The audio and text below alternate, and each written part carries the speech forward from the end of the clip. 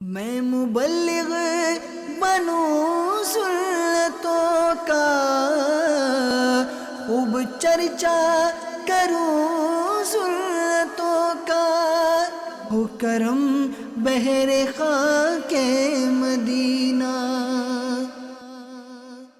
الحمدللہ رب العالمین والصلاة والسلام على سید الانبیاء والمرسلین، اما بعد فاعوذ باللہ من الشیطان الرجیم، بسم اللہ الرحمن الرحیم۔ الصلاة والسلام علیک یا رسول اللہ وعلى آلک واصحابک یا حبیب اللہ۔ الصلاة والسلام علیک یا نبی اللہ وعلى آلک واصحابک یا نور اللہ۔ قیامت کے دن کسی مسلمان کی نیکیاں میزان یعنی ترازو میں ہلکی ہو جائیں گی تو رسول اللہ صلی اللہ تعالی علیہ وآلہ وسلم ایک پرچہ اپنے پاس سے نکال کر نیکیوں کے پلڑے میں رکھ دیں گے تو اس سے نیکیوں کا پلڑا وزنی ہو جائے گا۔ وہ شخص عرض کرے گا میرے ماں باپ آپ پر قربان، آپ کون ہیں؟ تو رسول اللہ صلی اللہ تعالی علیہ وآلہ وسلم فرمائیں گے میں تیرا نبی محمد ہوں صلی اللہ علیہ وسلم، اور یہ تیرا وہ درود پاک ہے جو تو نے مجھ پر پڑھا تھا۔ صلو علی الحبیب صلی اللہ تعالی علی محمد وعلی آلہ وصحبہ وبارک وسلم۔ صلاة و سلاما علیک یا سیدی یا سیدی یا مکی یا مدنی یا عربی یا قرشی یا ہاشمی یا مطلبی یا رسول اللہ۔ میٹھے میٹھے اسلامی بھائیوں اور مدنی چینل کے ناظرین، جتنا ہو سکے درود پاک پڑھتے رہنا چاہیے اور کوئی بھی موقع کوئی بھی وقت خالی نہ جائے درود پاک پڑھنے سے، لہذا جب موقع ملے درود پڑھنا چاہیے۔ آئیے بیان سے پہلے نیتیں کر لیتے ہیں کہ فرمان مصطفیٰ صلی اللہ تعالی علیہ وآلہ وسلم مسلمان کی نیت اس کے عمل سے بہتر ہے۔ اور یہ عرض کر دوں، یہ یاد رہے کہ کسی بھی عمل میں کسی بھی کام میں جتنی نیتیں زیادہ ہوں گی اتنا ثواب بھی زیادہ ہوگا۔ صلو علی الحبیب صلی اللہ تعالی علی محمد وعلی آلہ وصحبہ وبارک وسلم۔ پارہ 14 سورۃ النحل آیت نمبر 125 میں ارشاد ہوتا ہے ادعو الی سبیل ربک بالحکمت والموعظۃ الحسنہ، ترجمہ کنز ایمان، اپنے رب کی راہ کی طرف بلاؤ پکی تدبیر اور اچھی نصیحت سے۔ اور بخاری شریف میں وارد اس فرمان مصطفیٰ صلی اللہ تعالی علیہ وآلہ وسلم بلغوا عنی ولو آیہ، یعنی پہنچا دو میری طرف سے اگرچہ ایک ہی آیت ہو، تو اس میں دیے ہوئے احکام کی پیروی کروں گا، نیکی کا حکم دوں گا اور برائی سے منع کروں گا، کہا لگانے اور لگوانے سے بچوں گا۔ اور ویسے مسجد ہے کہ مسجد میں ہنسنا قبر میں اندھیرا لاتا ہے، تو جب ہنسنے کا یہ عالم ہے تو کہا لگانے کا کیا عالم ہوگا؟ ہنسنے کی تعریف یہ ہے کہ بندہ اتنی آواز سے ہنسے کہ اس کی آواز، اس کے ہنسنے کی آواز خود اس کے کان سن لے، اور یہی ہنسنے کی آواز یعنی اتنی بلند ہو کہ برابر میں اگر کوئی شخص ہو تو وہ سن لیتا یا وہ سن لے، تو اسے کہا کہتے ہیں۔ نگاہ نیچے کیے، خوب کان لگا کر بیان سنوں گا، ٹیک لگا کر بیٹھنے کے بجائے علم دین کے تعظیم کی خاطر جہاں تک ہو سکا دو سانوں بیٹھوں گا۔ صلو علی الحبیب، اذکر اللہ اور توبوا الی اللہ وغیرہ سن کر ثواب کمانے اور صدا لگانے والوں کی دل جوئی کے لیے بلند آواز سے جواب دوں گا۔ صلو علی الحبیب صلی اللہ تعالی علی محمد وعلی آلہ وصحبہ وبارک وسلم۔ حضرت سیدنا اکرمہ رضی اللہ تعالی عنہ سے مروی ہے قیامت کے دن ایک شخص اپنے باپ کے پاس آ کر کہے گا ابو جان کیا میں آپ کا فرما بردار نہ تھا؟ کیا میں آپ سے محبت بھلا سلوک نہ کرتا تھا؟ کیا میں آپ کے ساتھ بھلائی نہ کرتا تھا؟ آپ دیکھ رہے ہیں کہ میں کس مصیبت میں گرفتار ہوں. مجھے اپنی نیکیوں میں سے صرف ایک نیکی عطا کر دیجئے، یا میرے ایک گناہ کا بوجھ اٹھا لیجئے. باپ کہے گا میرے بیٹے تو نے مجھ سے جو چیز مانگی وہ آسان تو ہے، لیکن میں بھی اسی چیز سے ڈرتا ہوں جس سے تم ڈر رہے ہو. اس کے بعد باپ بیٹے کو اپنے احسانات یاد دلا کر یہی مطالبہ کرے گا تو بیٹا جواب دے گا آپ نے بہت تھوڑی چیز کا سوال کیا ہے، لیکن مجھے بھی اسی بات کا خوف ہے جس کا آپ کو ڈر ہے. قیامت کی گرمی میں سایہ عطا ہو کرم سے تیرے عرش کا یا الہی. خدایا مجھے بے حساب بخش دینا میرے غوث کا واسطہ یا الہی. جوار اپنی جنت میں مجھ کو عطا کر تیرے پیارے محبوب کا یا الہی. آمین بجاہ النبی الامین صلی اللہ تعالی علیہ وآلہ وسلم. صلو علی الحبیب صلی اللہ تعالی علی محمد وعلی آلہ وصحبہ وبارک وسلم. میٹھے میٹھے اسلامی بھائیوں اور مدنی چینل کے ناظرین، دیکھا آپ نے کہ قیامت کے دن جب نفسا نفسی کا عالم ہوگا اور سخت پریشانی کا عالم ہوگا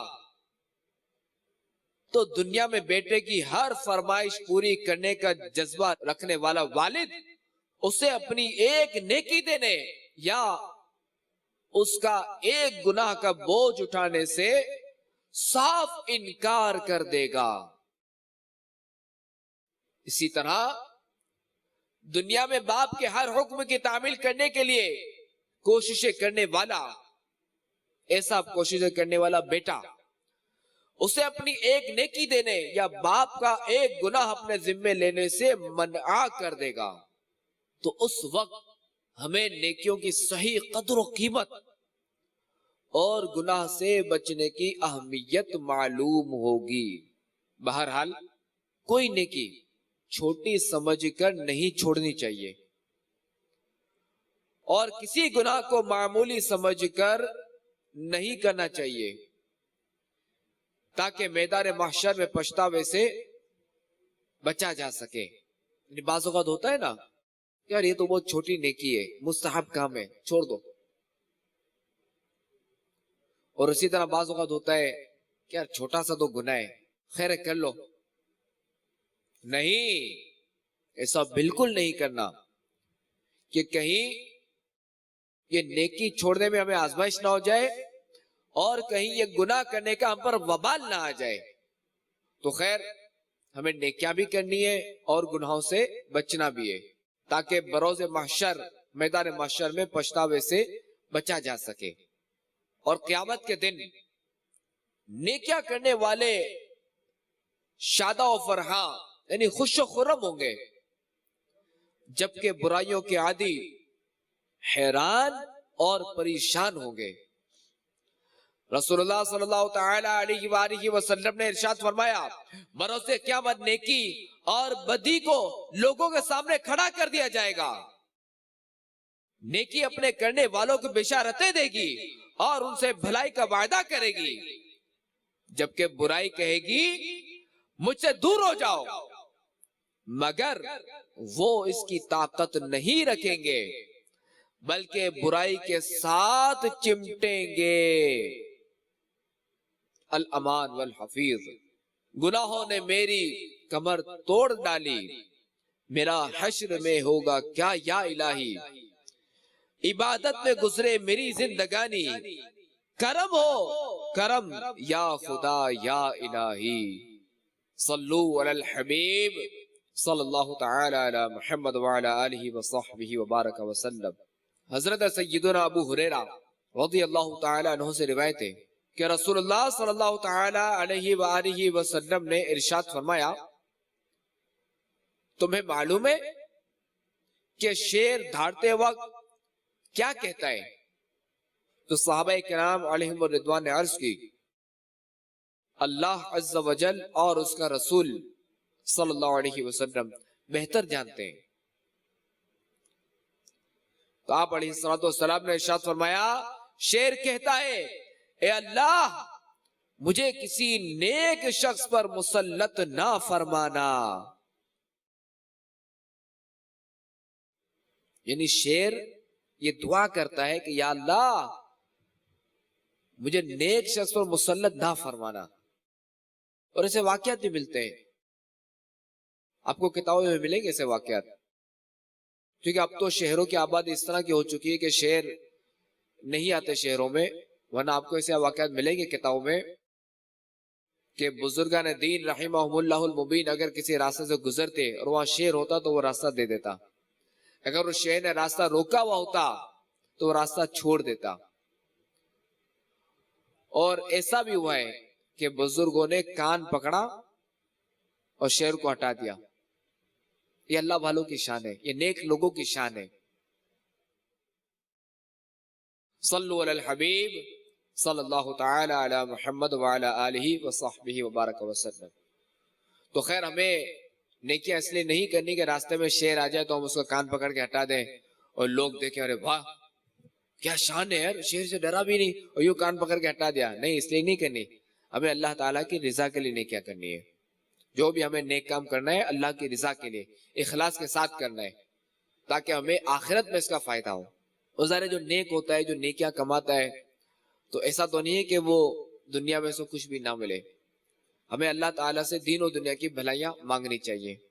رسول اللہ صلی اللہ تعالی علیہ وآلہ وسلم کا فرمان عظمت نشان ہے، یعنی نیکی کی کسی بات کو حقیر نہ سمجھو،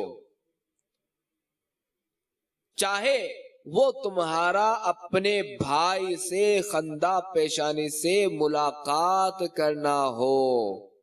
تو میٹھے میٹھے اسلامی بھائیوں اور مدنی چینل کے ناظرین، جس وقت جب بھی کہیں بھی کسی نیکی کی توفیق ملے تو موقع غنیمت جان کر ثواب کمانا چاہیے، کہ کیا بعید وہی نیکی ہمارے لیے ذریعہ نجات بن جائے۔ چنانچہ ایک طویل حدیث مبارک میں متعدد ایسے لوگوں کا بیان ہے کہ کسی نہ کسی نیکی کے سبب رحمت خدا بندی عز و جل نے انہیں اپنی آغوش میں لے لیا۔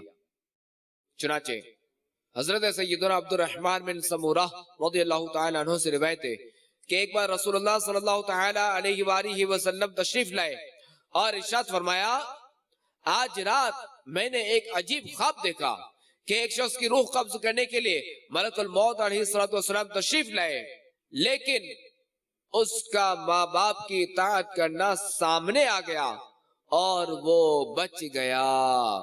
ایک شخص پر عذاب قبر چھا گیا، لیکن اس کے وضو کی نیکی نے اس سے بچا لیا۔ ایک شخص کو اس کا اعمال نامہ الٹے ہاتھ میں دیا جانے لگا تو اس کا خوف خدا آ گیا اور اس عظیم نیکی کی برکت سے اس کا نامہ اعمال سیدھے ہاتھ میں دے دیا گیا۔ ایک شخص کی نیکیوں کا وزن ہلکا رہا مگر اس کی سخاوت آ گئی اور نیکیوں کا وزن بڑھ گیا۔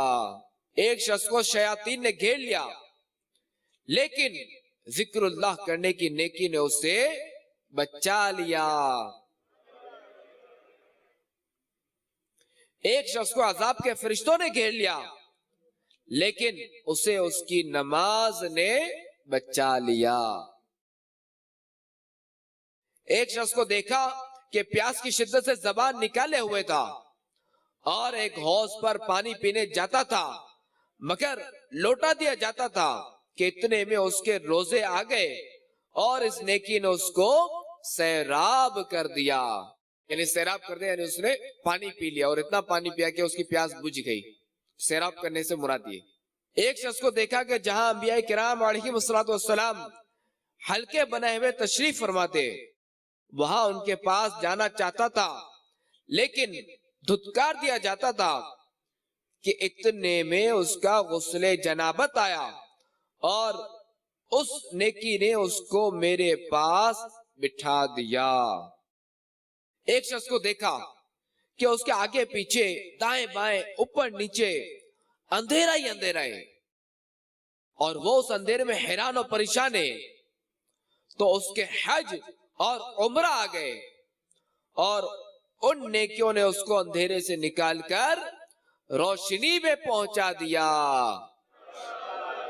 ایک شخص کو دیکھا کہ وہ مسلمانوں سے گفتگو کرنا چاہتا تھا، لیکن کوئی اس کو منہ نہیں لگاتا، تو صلہ رحمی یعنی رشتہ داروں سے حسن سلوک کرنے کی نیکی نے مومنین سے کہا کہ تم اس سے بات چیت کرو، تو مسلمانوں نے اس سے بات کرنا شروع کی۔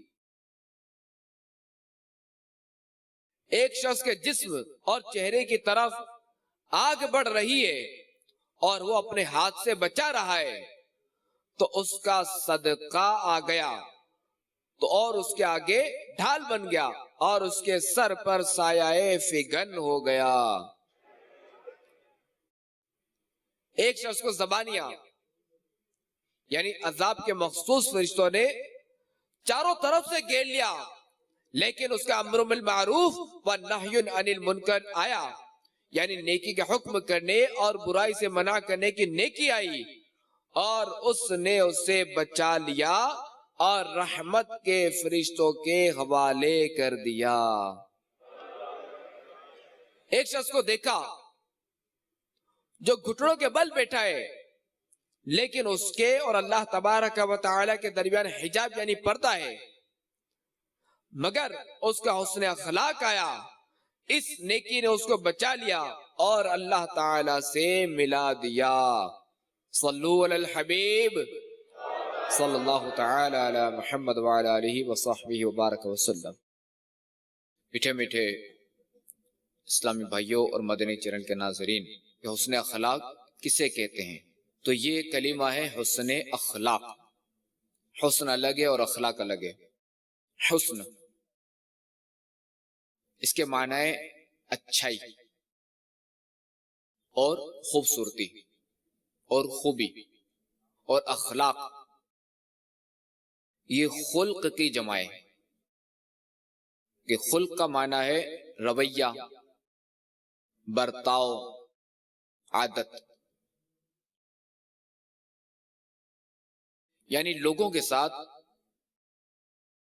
اچھے رویے یا اچھے برتاؤ یا اچھی عادات سے پیش آنے کو حسن اخلاق کہا جاتا ہے۔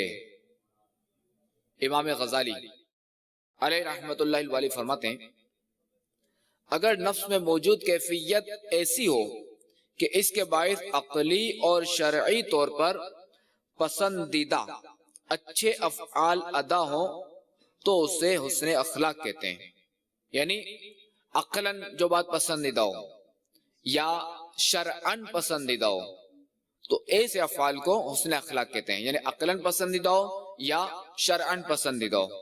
اور اگر عقلی اور شرعی طور پر ناپسندیدہ برے افعال ادا ہوں تو اسے بد اخلاقی سے تعبیر کیا جاتا ہے، یعنی ایسا فعل کہ جو عقلی طور پر اچھا نہ ہو، پسند نہ ہو، یا شرعی طور پر پسند نہ ہو، اچھا نہ ہو، برا ہو، تو ایسے برے افعال اگر کسی سے ادا ہو تو پھر اسے بد اخلاق کہا جاتا ہے۔ جیسے کوئی شخص آیا کسی سے ملنے کے لیے، اور جس سے ملنے کے لیے آئے اگر اسے سلام کرے، اچھے طریقے سے اس کا استقبال کرے، تو جو ملنے کے لیے آیا تھا وہ اسے کہے گا میرے ساتھ یہ حسن اخلاق کے ساتھ پیش آیا، اچھے اخلاق کے ساتھ پیش آیا، بڑا زبردست پیش آیا۔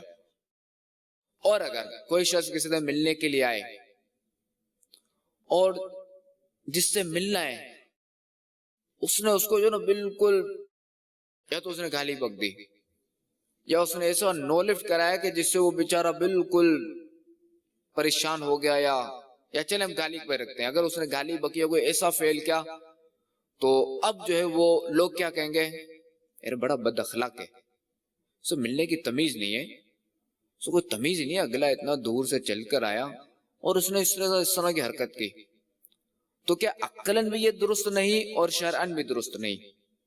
خیر، جو حقیقت میں حسن اخلاق کا مفہوم جو ہے یہ بہت وسیع یعنی بہت پھیلا ہوا ہے، حسن اخلاق، اور اس میں جو ہے کئی نیک اعمال بھی شامل ہیں حسن اخلاق میں، جیسے معافی اختیار کرنا،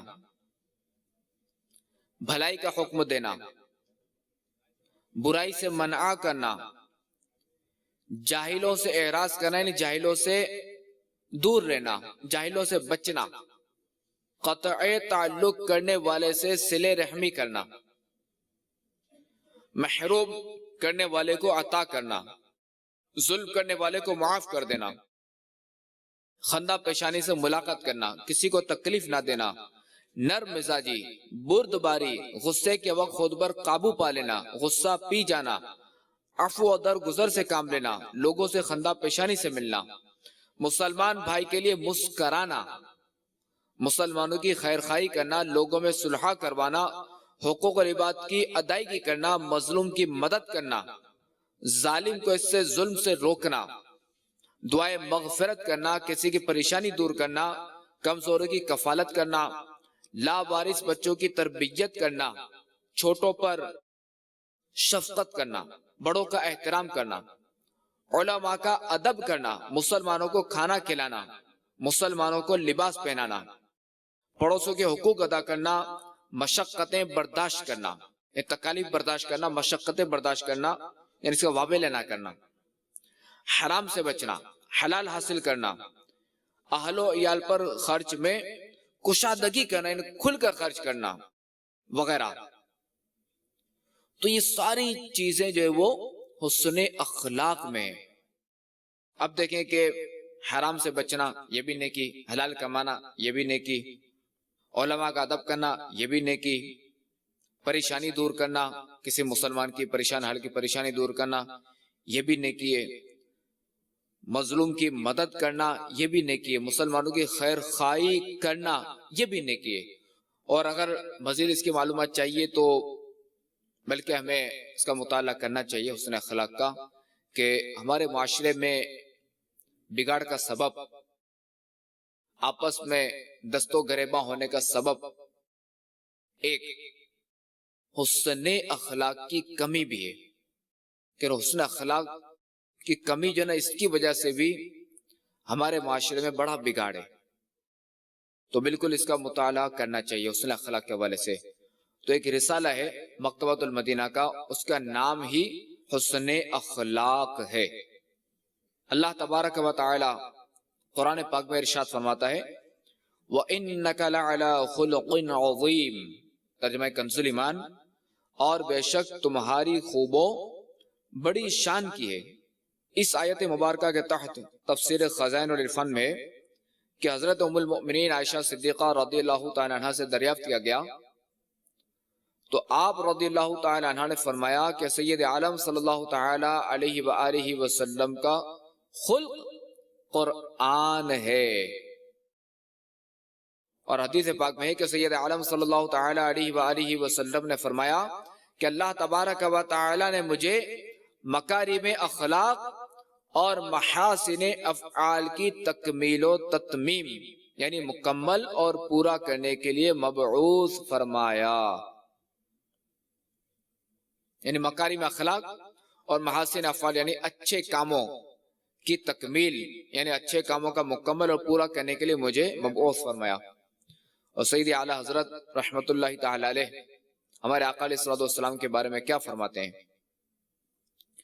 تیرے خلق کو حق نے عظیم کہا، تیری خلق کو حق نے جمیل کیا، تیری خلق کو حق نے جمیل کیا، کوئی تجھ سا ہوا ہے نہ ہوگا شاہ، کوئی تجھ سا ہوا ہے نہ ہوگا شاہ، تیرے خالق حسن و ادا کی قسم۔ یعنی اللہ تبارک و تعالی نے آپ کے خلق کو عظیم کہا اور آپ کی خلق کو جمیل کیا۔ جمیل یعنی خوبصورت، خلق یعنی ہمارے آقا علیہ الصلوۃ والسلام کا حلیہ مبارک، چہرہ مبارک، جسم مبارک۔ ہمارے آقا علیہ الصلوۃ والسلام جمیل ہے نا۔ پھر مزید فرماتے ہیں کہ آپ سا نہ کوئی ہوا ہے نہ ہوگا، تیرے خالق حسن و ادا کی قسم۔ حضرت سیدنا ابو درداء رضی اللہ تعالیٰ عنہ سے روایت ہے کہ رسول اللہ صلی اللہ تعالیٰ علیہ وآلہ وسلم کا فرمان باقرینہ ہے، قیامت کے دن مومن کے میزان میں حسن اخلاق سے زیادہ وزنی کوئی شے نہیں ہوگی۔ یعنی حسن اخلاق کی کیا شان ہے کہ قیامت کے دن اس سے زیادہ وزنی کوئی شے نہیں ہوگی۔ اللہ ہمیں نصیب کرے، اللہ تعالی ہمیں حسن اخلاق کا پیکر بنائے۔ اچھا، حسن اخلاق کے جو ہے وہ مختلف پہلو ہیں، اسی وجہ سے بعض صورتوں میں حسن اخلاق واجب ہوتا ہے، بعض صورتوں میں حسن اخلاق سنت ہوتا ہے، اور بعض صورتوں میں حسن اخلاق سے پیش آنا مستحب ہے۔ آئیے ایک حکایت سنتے ہیں۔ ایک شامی کا بیان ہے کہ ایک مرتبہ میں مدینہ منورہ زادہ اللہ شرف و تعظیمہ میں حاضر ہوا تو میں نے خچر پر سوار ایک ایسے شخص کو دیکھا کہ اس جیسا خوبصورت، پروقار اور خوش لباس شخص میں نے پہلے کبھی نہیں دیکھا تھا، اور نہ ہی اس کی سواری سے عمدہ سواری کبھی دیکھی تھی۔ میرا دل اس شخص کی جانب کھینچا جا رہا تھا۔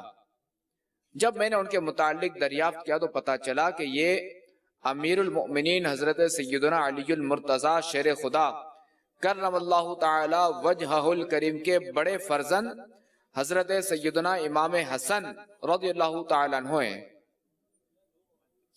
میرا دل آپ رضی اللہ تعالیٰ عنہ کے بغض و عداوت سے بھر گیا، اور مجھے جو ہے وہ مولا علی شیر خدا سے حسد ہو گیا کہ آپ رضی اللہ تعالیٰ عنہ کا بیٹا بھی شان و شوکت کے لحاظ سے آپ ہی کی مثل ہے۔ میں نے آگے بڑھ کر پوچھا، کیا تم فرزند علی ہو؟ تو امام حسن رضی اللہ تعالیٰ عنہ نے جواب دیا، جی ہاں، میں سیدنا علی المرتضی کا بیٹا ہوں۔